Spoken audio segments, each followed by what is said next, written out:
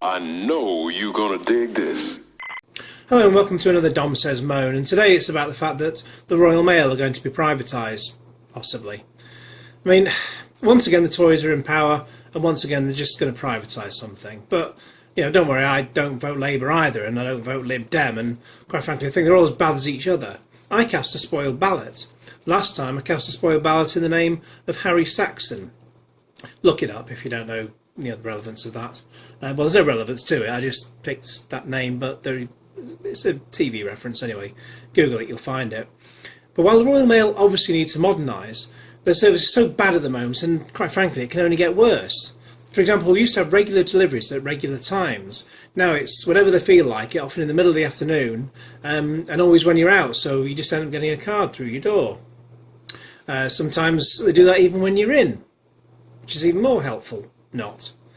There are also reports of people getting to the card before the postman has actually had time to run off. And then when the postman has been confronted, they've actually admitted that all they did was they just got up to the door, put the card through the door, and then just ran off. And quite frankly, they actually never brought the parcel out with them. Can you believe that? Hence, it's basically a game of knock and run. Other privatisation disasters over the years include British Telecom, aka BT, British Rail and British Gas. The upshot of all this is basically that the prices rocket and they all collude so that they all have the same high prices to ensure that no one can get a good deal anymore. Competition is meant to be good for the consumer, but it never is. Collusion is meant to get the highest prices is actually an illegal tactic. But they do it and they get away with it, and they just don't admit that they do it. But if one of them puts the prices up, they all do, so it's quite obvious.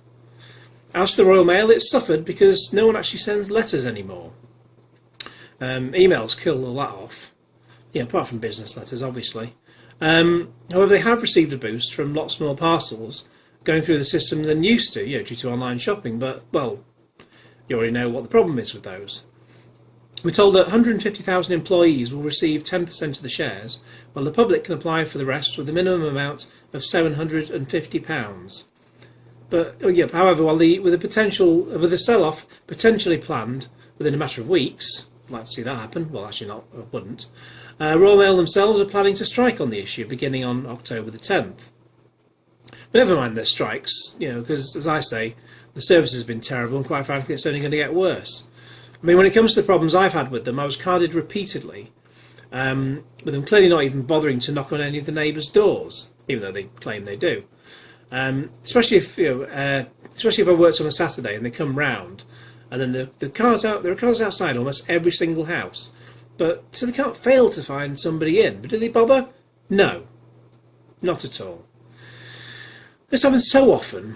And after my complaining to them so many times via Twitter and via email, that one day 2 bigwigs from the Royal Mail actually turned up unannounced outside my house to discuss it.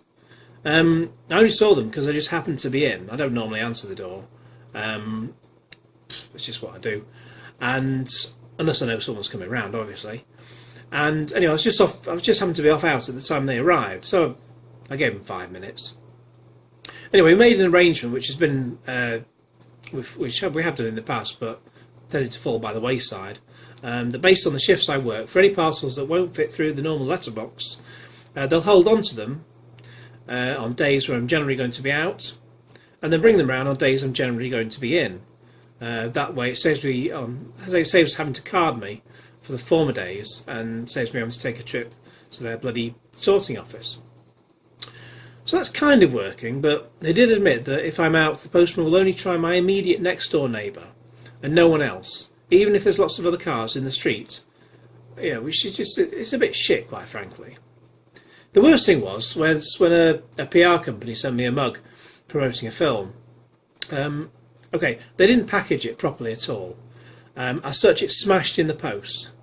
Now, to add insult to injury, I was out when they came, so I had to collect it.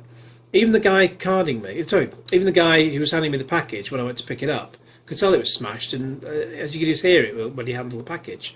He just gave it me. It was just... I couldn't get any compensation from the Royal Mail because I didn't actually pay for anything, and so I couldn't provide a receipt. And it was quite comparatively a rare item, so I was a bit pissed off about that, because if there's one thing I like, it's a mug. I don't know, I just quite like them.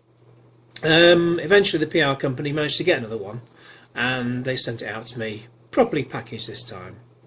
But, you know, things are just going to get even worse if and when the Royal Mail are privatised, so by that point, quite frankly, you'll be lucky to get your post at all.